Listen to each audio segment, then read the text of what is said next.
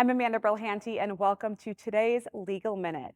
Today, we're speaking with attorney Chris Brandlin. He's running for the House of Representatives. Where you have a very diverse background. You're a former athlete, you skydive. Why did you pursue law? My father and my uncle and my other uncle, they're all from law, so attorneys and judges.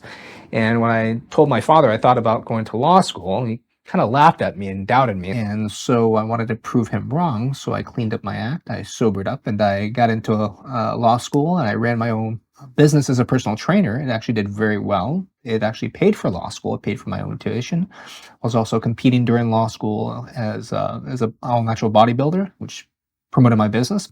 And then, I passed the bar in 2011.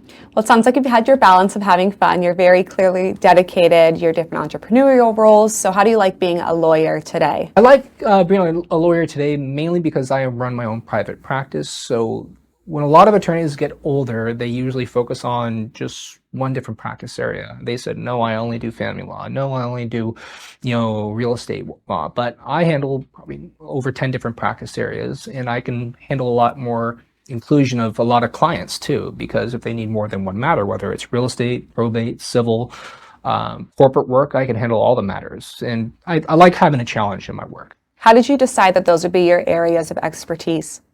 I kind of developed an interest as I was practicing to see what I would be probably best and most suitable for. So I started off in doing a lot of civil litigation when I first started practicing law, because I was with a big civil litigation defense firm. But I started doing a lot more of the probate work. And when I say the probate work, that covers a big realm. It's not only petitions for probate with the court, but also trust administration, trust litigation, estate litigation. This is when we got the brothers and sisters fighting over their dead parents' money. And that also covers conservatorships, and conservatorships are becoming more popular now because a lot more people are developing dementia.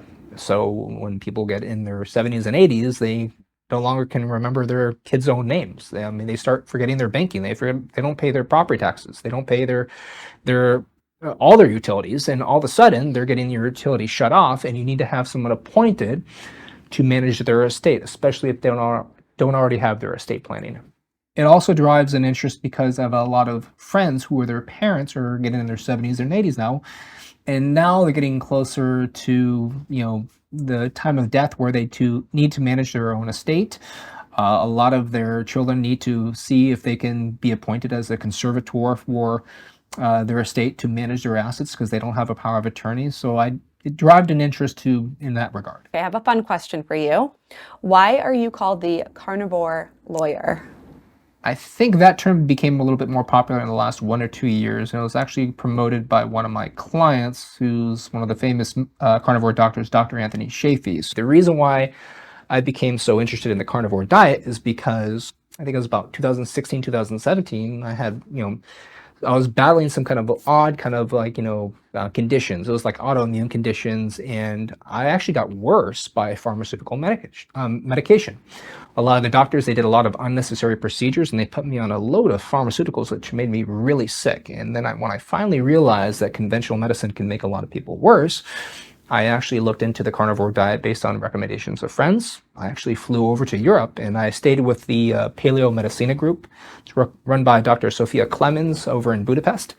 And I learned that just a meat-based diet, and actually, to be honest with you, nothing but meat, can actually be truly healing for the body. And a lot of my symptoms started going away. A lot of my infections actually naturally went away too. So I try to contribute and give back to the community, because a lot of these people in the carnivore community, they need legal help. And if I can cover everything in California and Texas, but I have general knowledge in all the states too. And some of them becomes a federal issue too. So I try to give extra pro bono services to the carnivore community.